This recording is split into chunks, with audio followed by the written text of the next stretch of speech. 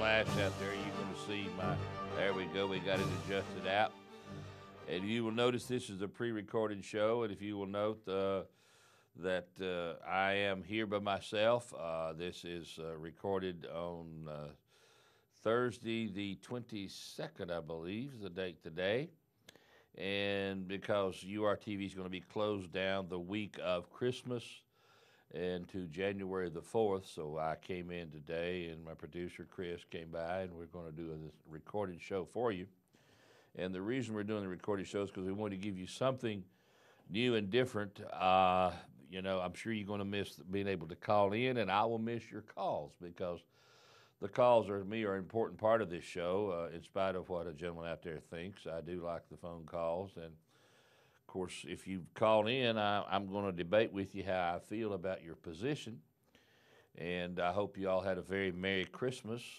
It is that time of the year because now we're going to be looking at a new year coming. A new year coming, and what's going to happen in that new year is going to be very, very important to us. And I think it's important that we look at the new year, and I came across some figures the other day that I want to leave with you to think about. And this is the current European tax rates. The United Kingdom has an income tax of 50% plus a VAT. Now, what's a VAT? VAT is a value-added tax. That's increased value in something. The value-added tax is 17.5%, which is a total of 67.5% is what they pay in taxes. France, income tax 40%, VAT 19.6%, for a total of 59.6%. Greece, and we know the condition that Greece is in, income tax is 40%, VAT is 25%, for a total tax of 65%. Folks, we know where these places are headed. Spain, 45 and 16 for a total of 61. Portugal, 42 and 20 for the VAT. And all of these places have a value-added tax, 62%. Sweden, income tax 55% and value-added tax of 25% for a total of 80% in taxes. Norway, 79.3% in taxes. Netherlands, 71%. Denmark, 83%, and Finland, 75%.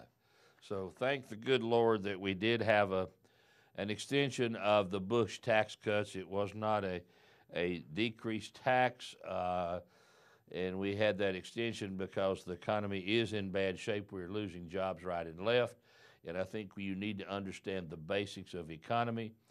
And it's amazing because economics is what drives everything.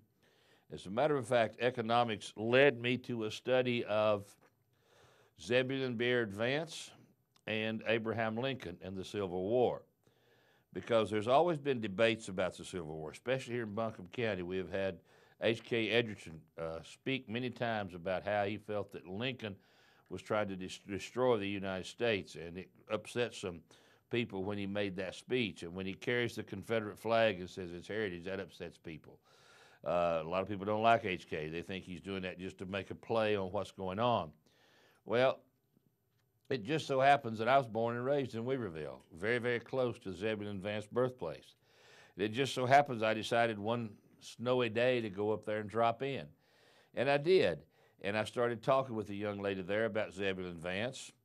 And I found out some things about Zebulon Vance. Now, I already knew, and all of you out there should know about the Wilmington Race Riots of 1898. The Wilmington Race Riot was a result of an 1898 white supremacy campaign instituted by the Democrat Party. Democrats fueled racial hatred and promised violence to win the election. And by the way, this is pre-recorded, so they will not be taking phone calls. The Democrats fueled racial hatred and promised violence to win the election. Although Election Day was peaceful as Democrats regained control of the General Assembly and New Hanover County government, violence broke out 2 days later in the state's most, hold on, most progressive city. And guess where that city was? Wilmington, North Carolina. Had a seaport, was doing pretty good. a politically motivated attack by whites against the city's leading African American citizens. The Wilmington Race Riot of 1898 documents the lengths to which the Southern white Democrats went to regain political domination of the South after Reconstruction. The violence began on Thursday, November the 10th, in the predominantly African-American city of Wilmington, North Carolina, at the time the state's largest metropolis. Now, that's what a lot of people don't realize. It was active, it was beaming, it was the large metropolis. It was a very successful city. If you go to Charleston, South Carolina, you see on Charleston Harbor, there was more stuff shipped out of Charleston Harbor the year before the Civil War broke out than out of New York Harbor. So what does that tell you? The South was growing, the South was progressing, the South was moving ahead. In other words, the South was becoming an economic force. The African-American city of North Carolina is the time the state was large metropolis. Now, by the way, in Wilmington, there was more literate blacks than whites. Get that. That's important. Statewide elections returned had signaled a shift in power, with Democrats taking over the North Carolina state legislature. The city of Wilmington, however, remained, hold on to your hat, boys, in Republican hands, primarily because of its solid base of African-American voters, black voters. Now you wonder why the Democrats said that in Kinston, North Carolina, they had to put a DNR by somebody's name because the blacks were too stupid to know who they were voting for if they didn't have that label there. However, it remained in Republican hands primarily because of its solid base of African Americans. On November the 10th, Alfred Moore Waddell, a former Confederate officer and white supremacist, led a group of townspeople to force the ouster of Wilmington city officials. He relied on the editorial printed in the African American owned Wilmington Daily Record. Remember, the business was owned by African Americans. In this, he said he published an editorial in early November arguing that poor white men are careless in the matter of protecting their women. Paraphrasing articles by I.R.B. Wells on the subject of lynching, Manley opined that our experiences among poor white people in this country teach us that women of that race are not any more particular in the matter of clandestine meetings with colored men than the white men with colored women. What do we have to mention? Thomas Jefferson. And what's that guy in South Carolina? Lived so long, had so many, but he did respectfully take care of his offspring. Manley's public discussion of the taboo subject of interracial sex exposed the reality of sexual exploitation of black women by white men and challenged the myth of pure white womanhood. 48 hours after Manley's editorial ran, Waddell led 500 white men to the headquarters of the Daily Record on 7th Street. The mob broke out windows and set the buildings on fire. Manley and other high-profile African Americans fled the city. However, at least 14 African Americans were slain that day. Eyewitnesses later wrote that African Americans fled to the swamps or hid in the African American cemetery at the edge of town. When their criminal behavior resulted in neither, now this is key, neither federal sanction nor condemnation from the state, Waddell and his men formalized their control of Wilmington. The posse forced the Republican members of the city council and the mayor to resign, and Waddell assumed the mayoral seat. Over the next 2 years, North Carolina passed the Grandfather Clause as one in a series of laws designated to limit the voting rights of American Americans. They slipped up there and didn't say African Americans, but I'm glad they said American Americans because that's the truth. I mean, it's like Tim Johnson said, Dr. Timothy Johnson, past chairman of the Buncombe County Republican Party. He said, I am not an African American. I've never been to Africa. My mama has never been to Africa. I'm born in Cleveland, so if I'm anything, I'm a Cleveland American.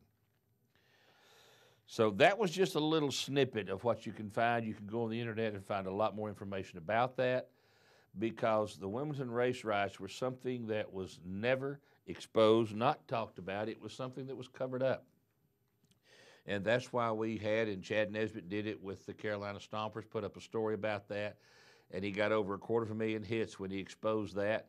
and was challenging why the Democrats had the Vance Aycock luncheon here in Asheville. Their big dinner was one of the biggest fundraisers for the Democrat Party every year, and why they use those names. Well, as you look at that and you talk about why they use those names, this year they decided that they were going to have it, but they need to change the name, but they've forgotten about it, and they've not mentioned changing the name. Because then I got to thinking about, well, Aycock, he was the father of education in North Carolina, but he believed that they're going to educate the blacks, but guess what? He wanted to keep them separate. So that got me to thinking, well, how about Zebulon Vance? So I go up to Zebulon Vance and I visit him, and I find out that by talking to the young lady there that Zebulon Vance had slaves, but his slaves were people that had trades. They knew the trade. They could do leather work. They could blacksmith.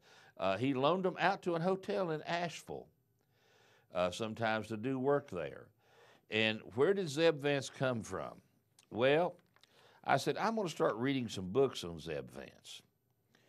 And I found certain things that was really amazing, because as I started reading the book, and the book I'm reading is Zeb Vance by Gordon B. McKinney. You can do that if you want to. But now here's the thing. Other scholars investigated the roles played by larger forces in creating the world in which Vance lived. That's Western North Carolina. Paul D. Escott drew a very convincing picture of North Carolina political and economic elite. The word creeps out. Elite. During the last half of the 19th century, that's 1850, Wilmington race riots, Civil War, Escott featured Vance as one of the leaders of this group and showed how the war governor became a major architect of the post-war political system that limited the underclass's access to power. And now we have Bev Perdue saying, let's be fair when we draw the districts. Let's do a bipartisan committee to draw the districts. What is she saying, folks? She's admitting they have screwed you over for a long time. Now, it just didn't start there. It started in Zeb Vance's time, because Georgia Governor Brown had an undermining of the Confederate war effort. Onslow was particularly critical of Vance's unwillingness to share the state resources with the Southern government. In other words, Vance was pretty much a home boy, and he was pretty much looking after Western North Carolina, because what happened was he actually was interested in just this area. And it's amazing, because here we find he sought election to public office for 4 decades. Zeb never lost sight of his own political needs. He sought election to public office for 4 decades with an almost frantic energy, and he was very unhappy when he was a private citizen. Other aspects of Zeb's life, especially his family, were important to him, but he neglected them if they came into conflict with his political ambitions. Between 1862 and 1894, governmental policies evolved rapidly, and law and custom were in a state of flux. In the midst of these momentous changes, Zeb refused to modify his position in any meaningful way. He firmly believed in the mental inferiority of the African Americans and never deviated from that belief. As the people of the United States sought to adjust to emancipation and black citizenship, Zeb sought to limit African American access to political power. He used negative stereotypes of African Americans in political campaigns, in congressional speeches, and in his public and private writings. All of this material helped shape the public dialogue about race relations in North Carolina to the detriment of the new black citizen. Unlike Jefferson Davis, Zeb lived at a time when he had the option to adopt different attitudes and change his public stands. He chose not to do so. So this was very interesting because here you see a man that has a political ambition, and after considerable study, I've concluded, and this is what the author says, that any understanding of Zebulon Vance must begin and end with the recognition that he was first and foremost a politician. Even in the midst of the Civil War, many of his actions were based on political considerations. Zeb read, now here's where we share the guilt, and this is why I'm doing this show, folks. Zeb read the public mind very accurately on many occasions and often pursued policies that reflected his understanding of the public's needs. Because he did go on. And during the war, when the South started barricading the harbors, guess what he did? He got a boat and he ran the barricade. And he brought supplies to North Carolina. He provided for the citizens of North Carolina. Remember, he was very close to western North Carolina. And then all of a sudden, as he got bigger and bigger and higher in politics, he became concerned about the state. The reason he joined the war was because they attacked his friends at the South in South Carolina. So he had some loyalty. He had some redeeming traits. But see, what we do, we make heroes out of people. We make heroes out of people and don't look where our help should come from. Where should it come from? Not from Zeb Vance, not from Abe Lincoln, not from Martin Luther King, but from us. From us. The help has to come from yourself. One of the reasons that Zeb's position on any issue was important that he was one of the greatest public speakers of his day. At a time when public speaking was both a form of communication and a form of entertainment, he was a master of both elements. Now, on a number of occasions, Zeb was defeated or won very narrow victories. So he kept striving. I mean, he had a hunger for politics that was beyond belief. And he just kept on striving and kept on striving and kept on striving and kept on striving. And so, you know, we have this elitism coming up. And as you kept on reading in this book, you go page to page to page. And I'm not trying to down Zeb Vance. I'm trying to offer you some light to let you see and understand what we do as a human race. Thus, the mountain economy and the society that it sustained were based on a complex system of interdependencies and relationships. And on this show before, I have said, if your neighbor was a drunk, you still didn't hate him because you might need a drunk to come over and help you move a big log sometime, you know. So you had an interdependency on each other. You had to have. In both economic and social terms, there was an identifiable elite and underclass. And I think Thomas Wolfe points that out in his works. You can't go home again. I think that's been pointed out when you look at the Vanderbilts and E.V. Grove and the Grove Park Inn and the Pattons and Patton Avenue and the Pritchards and Pritchard Park. It's here. It is seeped in our culture. And it has continued. These things that we're talking about right here are going on today. You can name the political elite right now in Buncombe County. You can name the elite in the courthouse. Cogburns, Ellenbergs. How this elitism gets developed and perpetuated forever and ever and ever. And by the way, the little log cabin up there, it was not the house that he was born in or raised in because they had to change it. Now, the Second American Party system had been recognized in the late 1820s when followers and opponents of Andrew Jackson created national, state, and local structures for a contest for offices at each level. The Jacksonians adopted the name of the Democrat Party. That's where it came from. And the opposition coalition headed by Henry Clay, remember that name, Henry Clay, and Daniel Webster took the name of the Whigs. At the state level in North Carolina, the two parties developed distinctive personas. The Democrats came to be associated with the interest of the larger slave owners of the eastern part of the state and with agricultural interest in general. As the 1840s progressed, they became outspoken advocates of states' rights and the defense of slavery. The Whigs in North Carolina became the spokesman for a more active state government and sponsors of programs to extend state aid to railroads, particularly in the western part of the state.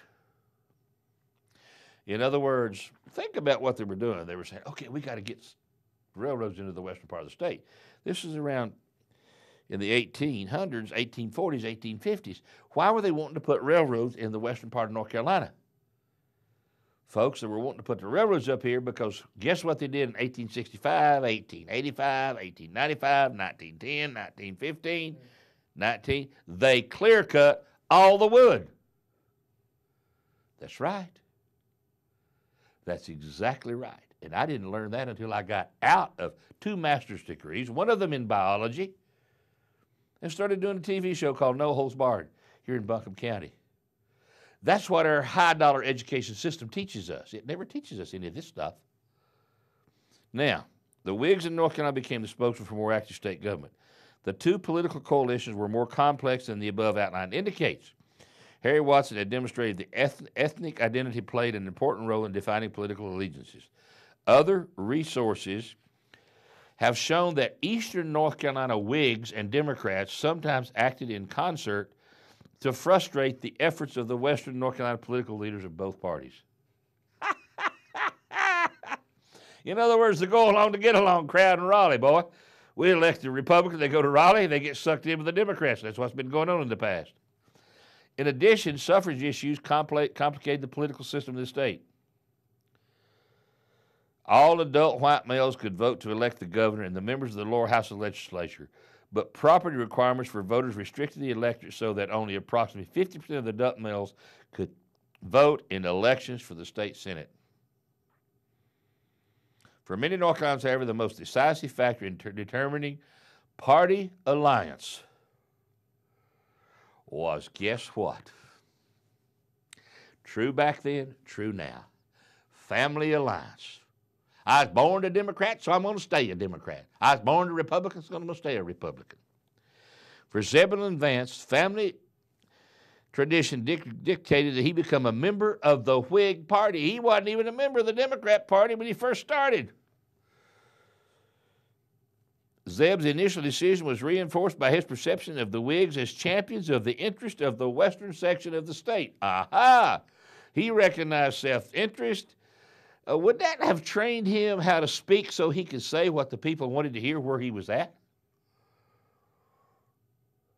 We, the people, condition their politicians to tell us what we want to hear. That's what they were doing to Zeb Vance. By the time that Zeb became personally involved in political canvases, the candidates and their supporters had developed an elaborate array of activities to attract voters. In most electoral contests, the candidates for office spoke in open debates on a regular schedule. My gosh, why can't we do that today? Why can't we have open debates? Why do we have to have controlled debates by the League of Women Voters in Buncombe County? You know, I tried to have open debates here, and I even stepped down from the shows that I had. But guess what? The Democrats wouldn't show up. People are afraid to have open debates today because they know people are too smart. In most electoral contests, the candidates for office spoke in open debates. After the Whigs adopted more Democratic appeals successfully in the 1814 presidential race, the party and its opponents began using all types of gimmicks to get people involved in politics and campaigns. Apparently, Zeb was part of the Whig mobilization effort that is best described in his own words. I headed a procession on a muleback and marched 16 miles to the election precinct through the mountains of Madison County. Filled with patriotism, zeal for the Whig cause, and hard cider. No wonder at Flat Creek, when they used to have elections out there, when I was going to school there on election day, there'd be some boys hid out behind the lunchroom with a bottle of liquor. And if you voted right, they'd go over and have a drink with you. Filled with patriotism, zeal for the Whig Party, and 15 separate and distinct fights were there had, in part of which I participated, for all of which I might be set as approximate cause. In other words, he caused it. Since the Whigs carried the state, Zeb's first political efforts were successful. If there had ever been any doubt about what Zeb's career would pursue, the exciting introduction to politics had been a decisive in shaping his future. So that is very, very important to know. But we're going to have to kind of move along here. Let's see how we're doing on time. Yeah, we need to go ahead and get on over here to something else in a few minutes because there's so much here to cover. But it's amazing because he was an attorney. He became an attorney and practicing law, and it was amazing. He met a young girl down in Marion and fell in love. The prominence of the Vance family, remember, the elitism, undoubtedly contributed to his electoral success. We have it there in black and white. Now, you know, you can't get elected unless you're part of that elite. Okay, now, here's when he starts becoming a lawyer, and this is very interesting. A scholarly study of lawyers in antebellum Virginia suggests that Zeb's slow start in the profession was quite normal. In Virginia, the number of lawyers practicing may have doubled between 1830 and 1850. The same was true in North Carolina. The population increased at a much slower pace than the supply of lawyers, and thus competition among lawyers for cases intensified. In rural counties where the population was small, most lawyers were from local families. The established older lawyers were approached first by potential clients because professional ethics limited advertising appeals to notices of available young lawyers had little opportunity to attract the attention of public through normal legal means. For example, in October of 1853, court in Asheville, there were 8 lawyers from outside Buncombe County present, along with 10 lawyers from around Buncombe. About half of these men had practiced law for a decade or more. With all of these lawyers seeking in a work in a county of approximately 6,000 people, only the cases that the older men rejected became available to the novices entering the profession. That's kind of like what they do out in the Midwest and the grasslands. You have the establishment of the king cock. You know, the male birds all start fighting each other, and the guy in the middle that can whip all the other birds is the king cock, and that's the one that all the females want to mate with.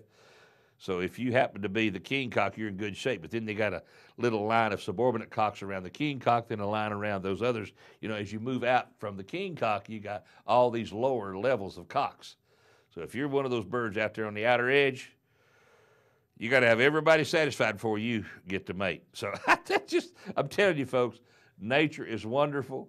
Knowledge is wonderful, but here it is. The same thing is true with attorneys. So if you want to have a little laugh, just remember that. Remember the king cock and the attorneys when you go to hire an attorney, because you all want the king attorney, right?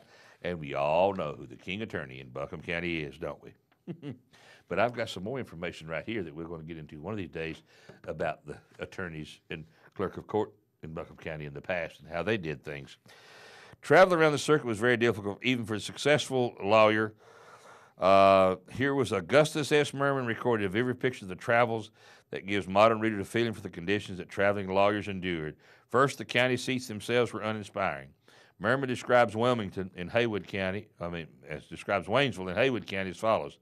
Waynesville is a dirty little village, and there is no place of entertainment in it fit to stay.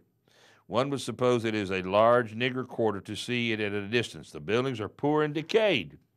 The courthouse is a very bad one. The best building in the place is the jail. Merriman found that local inhabitants to be unattractive in their villages. In several localities, you know that some locals made the meeting of the court an occasion for substantial drunkenness, which often disrupted court proceedings. It ain't changed today, has it? Merriman also judged that some of the people he met must be lacking in community spirit.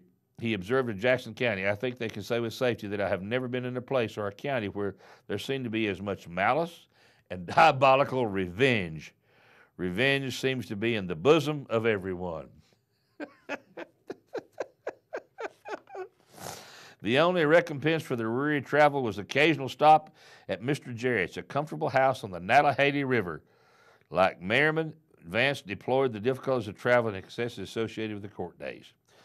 Even if Vance had been making a great deal of money, there would still have been many aspects of the profession he found disagreeable. So that lets you know that it's amazing. It's amazing what happened. But now this is getting into some very important details.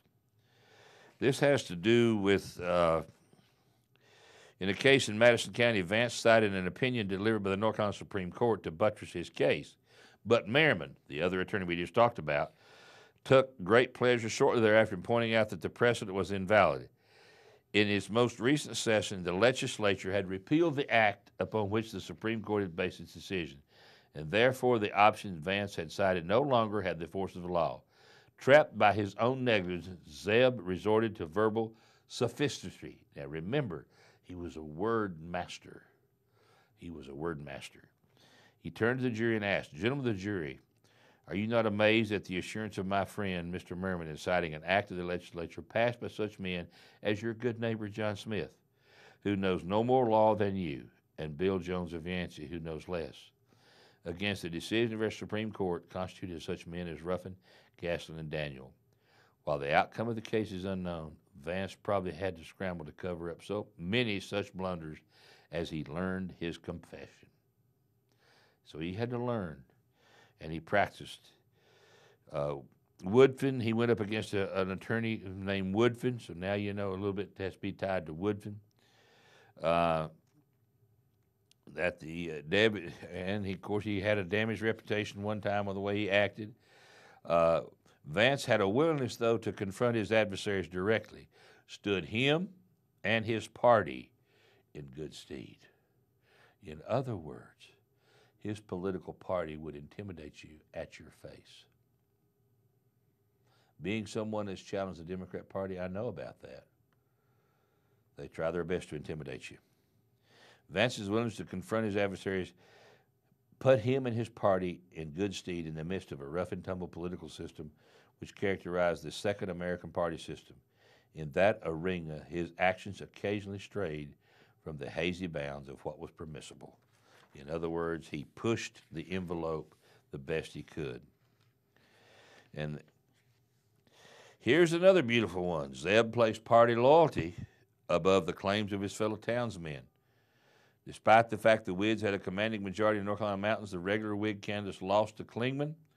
And this goes back, see, to Clingman and old man Mitchell. It's amazing what happened there. Further distancing himself from the regular Whigs, Clingman refused to support the Whig presidential candidate. Winfield Scott, drawing support from a solid base of Democrats, and the second was loyal to him personally. Clingman dominated the Highland political scene. For regular party men like Vance, Clingman was a menace. Even worse, he was a traitor to the party who could not be punished. Even Clingman's political history is not surprising that Vance did not vote for his hometown candidate. Now, there are several more substantial issues in the legislature when Vance became deeply involved. The first was the extension of the Western North Carolina Railroad, which he did get done. That gave him a lot of clout.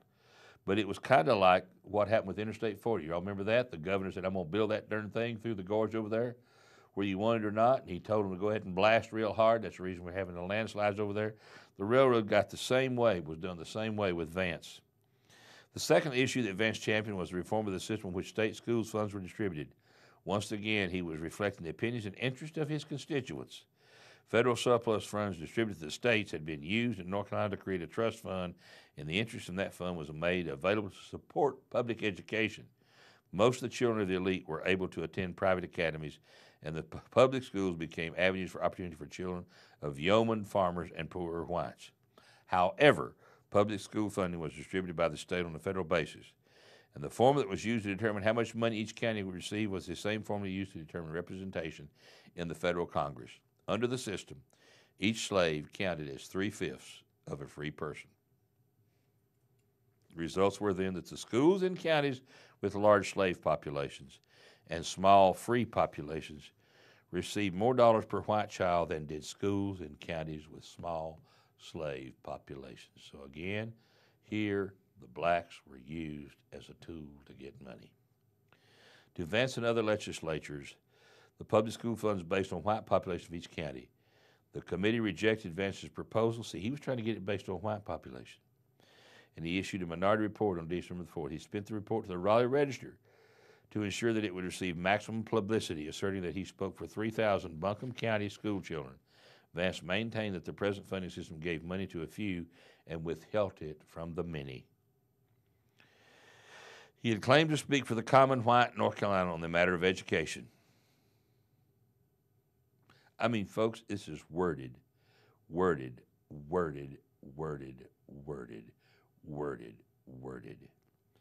Many Northern Whigs and even anti-slavery Democrats swarmed to the newly reformed Republican Party. Remember Wilmington race riots in the Republican Party? Now you see why Vance went then. This was the American Party, popularly known as the Know Nothing Party. The Know Nothings had emerged from a secret fraternal organization that refused to reveal anything about its internal workings. Not only was it a closed group, it was also openly native. Ever since the large Irish and German immigration, some citizens of the United States lived in the northern feared the growing influence of the newly arriving Roman Catholic population. So we've always had a problem with people from other nations. We've always had a problem with the blacks. We've always had a problem with the Irish. We've always had problems with the Catholics. We've always had problems with people. Somebody's different. Mr. Vance made several very strict structures on the foreigners engaged in trade. He again voted a reasonable in favor of the Kansas-Nebraska Act, a vote viewed at the time as a moderate and pro-union stand. The Know Nothings wished to extend the residence requirement for citizens to 21 years, to prohibit paupers and criminals from entering the country, to forbid election of appointed foreign citizens, the Constitution, and to make no distinction within the party between former Whigs and former Democrats. This is a fair summary of the Know Nothing position, and that is nothing contradictory about it. Know Nothing mobs attack Catholic people and Catholic buildings. Later in life, he became an advocate for Jewish Americans and married a Catholic woman. For Vance's statement appears to have been aberrant. He had admitted he was not concerned about matters of religion and the political rights of the religious majority. Vance and Hyman charged that Byrd had withdrawn from the party only after promising that he would be a Democrat nominee in the House of Commons. So normally for North Carolina politics, directly debating each other in small communities in the four-county district, that kept on going. Fellow Democrats against the interests, they had fellow Democrats against the interests of Western North Carolina. He gets elected to Congress. Vance had successfully diffused the Know Nothing issue. As one gathering, Zeb appeared to the voters in a new way. He led a group of followers in the debate while traveling traditional mountain tunes on his fiddle. Zeb's efforts to appeal to the yeoman and tenant farmer by peppering his speeches with anecdotes and adopting popular culture rather than taking an intellectual approach would become a staple of his future campaigns. In other words, he was an elite, masterful wordsmither and was a consummate politician.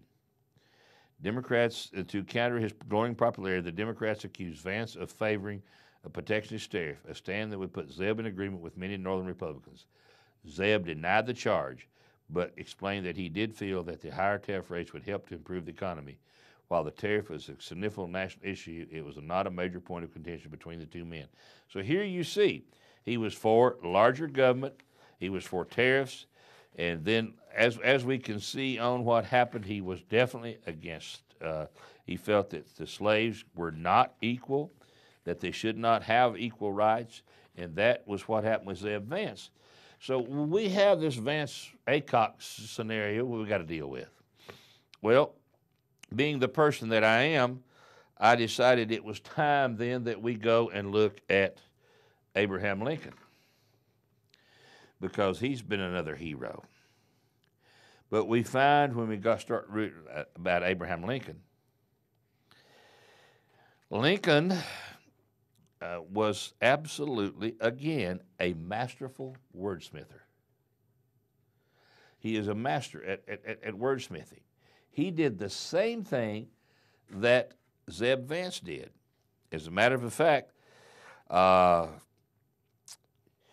he was not above saying one thing to one audience and the opposite to another. Lincoln's speeches and writings offered support for both sides of many issues. As a matter of fact, when he was running for office, he said, I want to keep slavery in the South, and I want to keep slavery out of the North. Now, why would he say that, folks? He was saying what the Southerners want to hear, and he was saying what the Northerners want to hear. Just like Zeb Vance. You will find there's no difference in the two. Zeb Vance wanted the power of the state. He wanted the railroads to be run and take the government and put the railroads into Western North Carolina. Lincoln was an attorney for a railroad, had made over $5,000 a year when he started practicing law, was well-to-do, and made more money than the governor of Illinois. Lincoln was a masterful, this is a description, a masterful politician, which means he was a consummate conniver, manipulator, and liar. Lincoln stated over and over that he was opposed to racial equality. I have no purpose to introduce political and social equality between the whites. This is what he said in a debate with Stephen Douglas. I have no purpose to introduce political and social equality between white and the black races. There is a physical difference between the two, which in my judgment will probably forever forbid their living together upon the footing of perfect equality. And inasmuch as it becomes a necessity, there must be a difference. I, as well as Judge Douglas, am in the favor of the race to which I belong, having the superior position. I have never said anything to the contrary. Lincoln also said that he was not and never had been in favor of making voters or jurors of Negroes, nor qualifying them to hold office, nor to intermarry with white people. Anything that argues me into this idea of perfect social and political equality with a Negro is but a spacious and fantastic arrangement of words by which a man can prove a horse chestnut to be a chestnut horse. There's his wordsmithing that would appeal to the people that he was speaking to. Now, folks, what I'm telling you is, and what you're seeing here as you go in depth with this, do not take what I'm saying and make it something it's not. But what I'm saying is that politicians, these men were masterful politicians that said things that made the people like them. That's why they became heroes. It just so happened by chance that Lincoln ended up using slavery as an issue because, remember Henry Clay? He was a strong supporter of Henry Clay. And Henry Clay believed in slavery. And as I'm reading more and more in depth into Lincoln, I'm finding that there is a parallel. Because in this debate book here, which I probably will not have time to get into, this is a debate between someone who thinks Lincoln did not believe in slavery and one that thinks he did believe in slavery. And it's a wonderful, wonderful expose of how these arguments can be taken and twisted. And see, what started me going after Lincoln was this fact about, here he was, using Vance and Aycock, the stalwarts of the Democrat Party. They're not what they're supposed to be, folks. They're not. And when you have the Vance Aycock dinner here in Asheville, everybody flocks over there. See, what has happened is this racial divide has been set up and massaged and manipulated. That's my point. It's been manipulated by the Democrats, by the NAACP, to keep the divide there. And that racism can be beat. And I'm going to work on doing that right here in Asheville, North Carolina. I've had some folks contact me. We're going to start working with them because, you see, it's very simple how you destroy this racial divide that existed in Vance's time and in Lincoln's time. Because Lincoln actually, that is, he promised to support the Fugitive Slave Act of 1850, which obligated the federal government to use its resources to return runaway slaves to their owners. Lincoln was set out from day one, according to this author, to make a federal government, a centralized, strong government, and do away with the Federation of the States. That was his philosophy when he was running in Illinois, in his first time he ran for office. That had been his philosophy all the way through. While admitting opposing social and political equality of the races. Didn't we hear that over here with Mr. Zeb Vance? That very same phrase. Lincoln took the contradictory mission of also defending, at least radically, the natural rights of all races to life, liberty, and pursuit of happiness, as enumerated in the Declaration of Independence, and referred to slavery as a monstrosity of injustice. But blacks could never, in fact, achieve equality if they were denied all the other rights that Lincoln would deny them. Right to vote. Remember? Remember all those things he didn't want them to do? To become jurors. It was a textbook example of a masterful, radically gifted, fence-straddling politician wanting to have it both ways. Boy, this sounds so much like Buncombe County, the city of Asheville. It's pathetic. in favor of and opposing racial equality at the same time in an attempt to maximize his political support. Clay was the greatest parent of Whig principles, said Lincoln. Remember Henry Clay that I mentioned over here in Zeb Vance? Here he is with Lincoln. So you Democrats out there, I've been criticizing Vance. You better get excited now because I'm going after Lincoln. I'm a nonpartisan basher. I'm for the truth. And I'm going to tell you something, folks. Our educational system, with all the money that it spends, is totally not teaching the truth. We don't want people to know the truth. We want them to grow up thinking that Zeb Vance was a hero, that Lincoln was a hero. Because people want to create heroes. Now let's dwell on that just a minute. Because if people want to create heroes, then that means if you and I, yes, Minnie, if you and I believe that we can overcome this racial gig here in Asheville, guess what we can do? We can overcome it.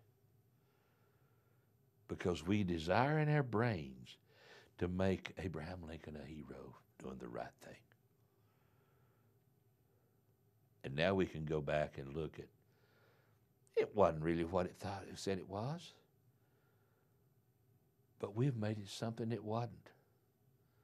Just like we make everything something it is not.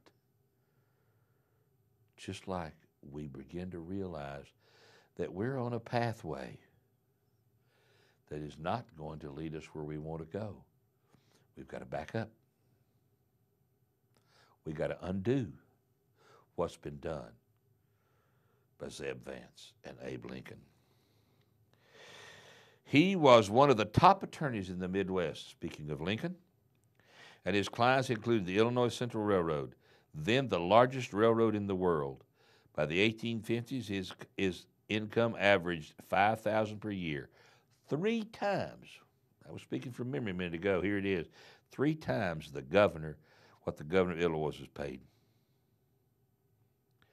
And here's the way it's described. Quotation by Henry Clay, who Lincoln based upon.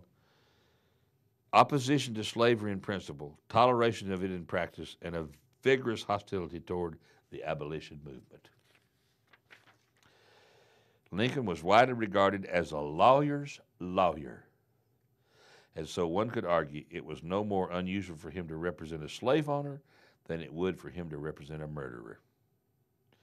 As president, Lincoln held a White House meeting with freed black leaders and employed them to lead a colonization movement back to Africa.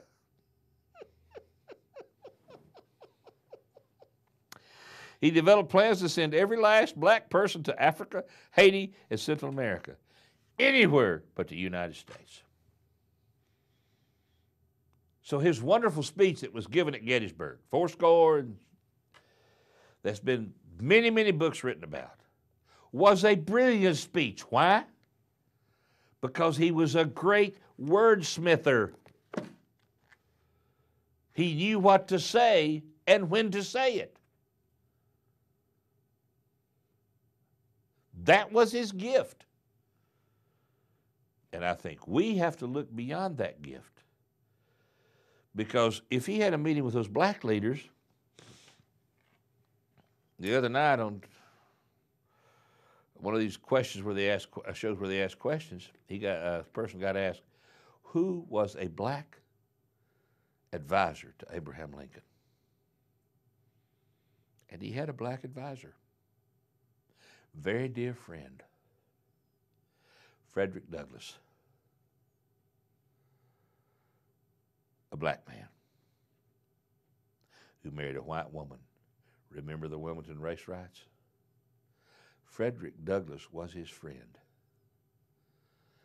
And folks, we don't have time to cover this little book right here. How much time we got left? About 10 minutes. Because now we're getting down to the real good stuff. In other words, we have shown you in black and white, Lincoln wasn't what he's thought to be. H.K. Edgerton, when he spoke, probably is correct. Because Lincoln was building a central, strong, centralized government. That was what he was for. I propose to you, since at the Charleston Harbor, the year before the Civil War broke out, there was more shipped out. I propose to you, and we also find in this book here, that Lincoln was a mercantile. Not a free trader, but a mercantile. He believed in organizing trade in favor of the big business. And I propose to you that that's where the Blue Noses came from, or the Rockefeller Republicans, or the well-to-do Republicans, or the wine and cheese crowd, or the moneyed people. Because I think Lincoln was tapped by them because he was a good wordsmither. And I think that we know beyond a shadow of a doubt the railroads was trying to get expanded down here because they needed the lumber, remember? Remember, they needed the lumber. They'd cut all the trees up north. They'd cut all the trees in England. And where did our textile mills come from? England. Where did they go? Up north. Where did they come to? The South. What did they need from the South? They needed cotton.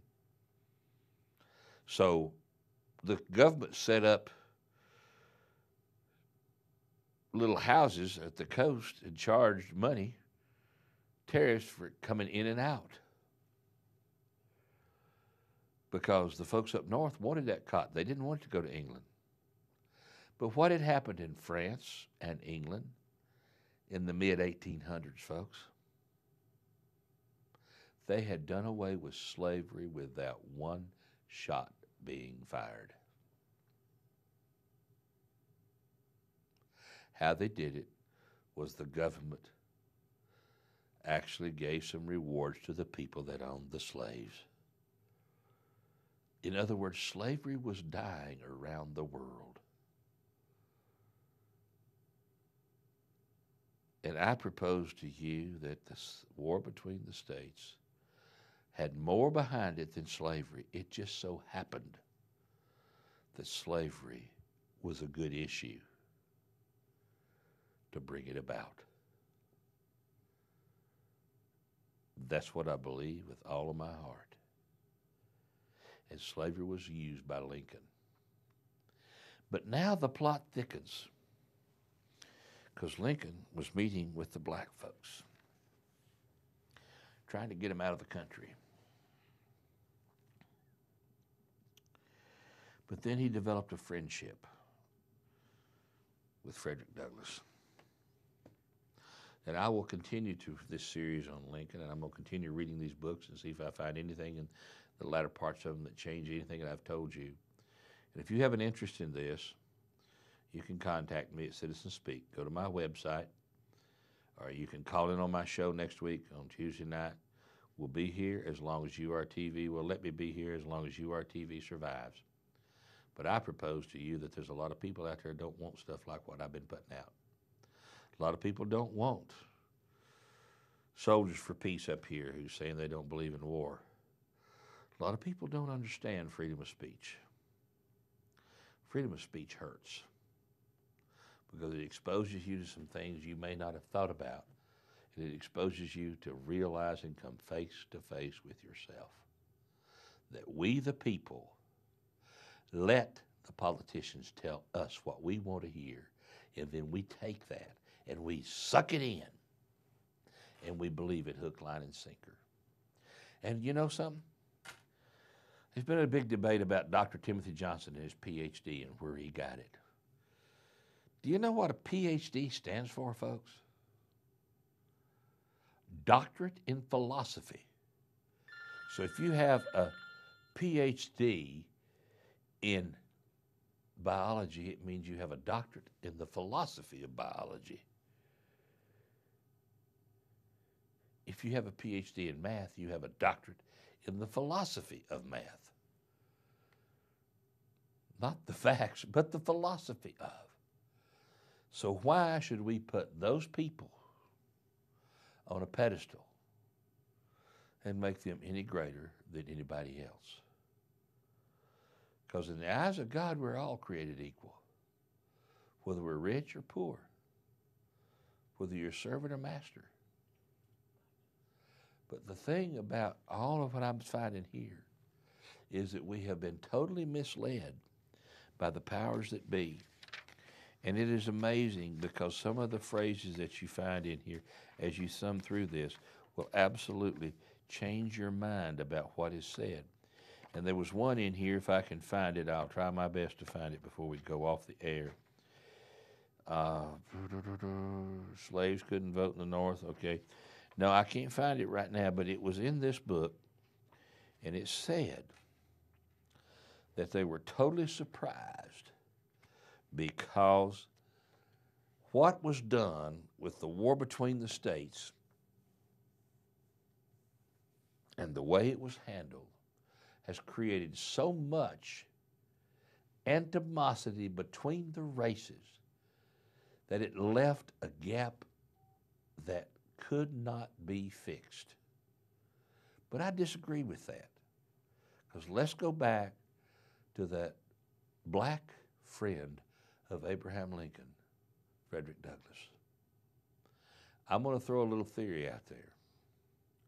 I propose to you that the Northern businessmen, the mercantiles, that had manipulated this whole thing for what they wanted, because they wanted what the South had.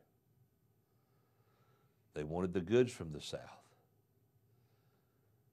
They just didn't realize that the South was going to fight as hard as they did. But once the fighting started, it's like anything else. It gets bigger and bigger and bigger. Bottom line is this.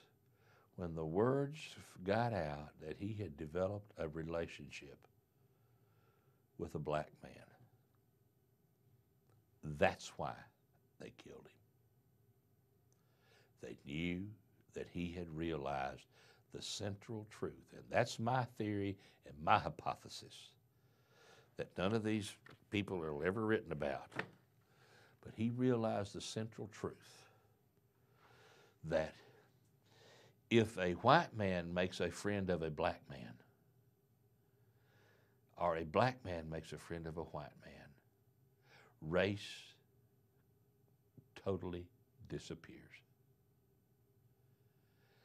So that means the only way to solve this problem is get to know each other. Because, folks, that's what the problem is. That's what the problem is, getting to know each other. If you get to know each other, you'll develop a respect for each other. Sure, you're going to find out everybody's got a different lifestyle. Nobody lives the same. Nobody watches the same TV shows. Nobody drives the same cars. Nobody likes the same food. But you will learn to appreciate that person. Because you know something? Friendship is a very, very cherished, valuable thing.